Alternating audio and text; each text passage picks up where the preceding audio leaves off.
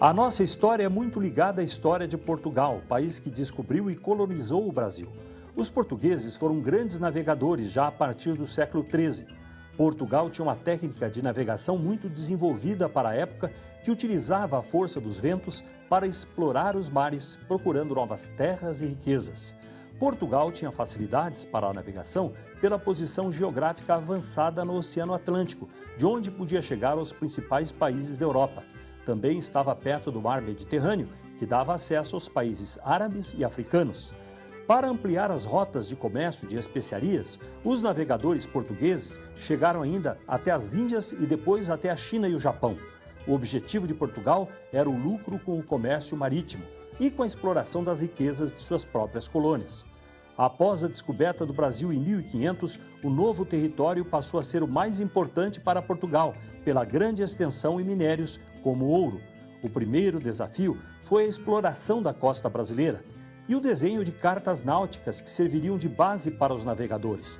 Estes mapas indicavam as melhores rotas e onde havia perigo pela existência de recifes, e para auxiliar a navegação foram construídos faróis de sinalização. Para os portugueses, a navegação também era muito importante para garantir a defesa da nova colônia, que teve que enfrentar e vencer as invasões francesas e holandesas. E para a colonização, a navegação também foi o principal meio de transporte. Não havia estradas e as viagens eram apenas por trilhas a cavalo. Assim, as ligações entre as primeiras cidades do litoral eram feitas só por embarcações. Foi por este motivo que as principais cidades brasileiras antigas surgiram e cresceram à beira-mar. Com isso, cresceu a chamada navegação de cabotagem, fazendo a ligação destas regiões ao longo da costa brasileira. Os rios foram os primeiros caminhos para dentro do território, facilitando a entrada em regiões onde eram navegáveis. Um dos primeiros foi o Rio São Francisco, com embarcações menores de comércio que facilitaram o surgimento de povoações no interior. Os bandeirantes também usaram os rios para ajudar na entrada das matas fechadas. Ainda no período colonial, os portugueses criaram em 1763 no Brasil o Arsenal da Marinha, que foi importante para a construção de navios.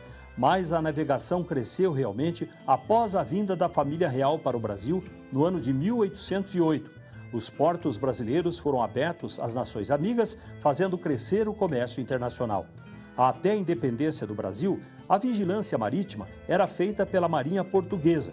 A Marinha Brasileira surgiu na independência, em 1822, para proteger o território do país e participou da história brasileira em vários momentos.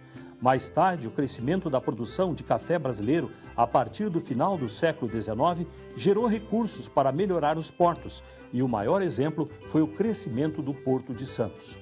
O conhecimento náutico e geopolítico dos portugueses foi muito importante para a formação do Brasil e para manter a integridade do território brasileiro ao longo dos séculos. Ao contrário dos territórios colonizados por espanhóis na América Latina, o Brasil não se dividiu, cresceu e se manteve com um grande território. Na verdade, os portugueses, que estiveram aqui por 300 anos, fizeram este país. Evidentemente, o interesse de Portugal era a exploração, eram as riquezas, mas o que importa é o que ficou. O fato dos portugueses praticamente terem construído o país da forma como ele está hoje. Uma das coisas importantes que os portugueses deixaram é a extensão territorial. O Brasil não se dividiu.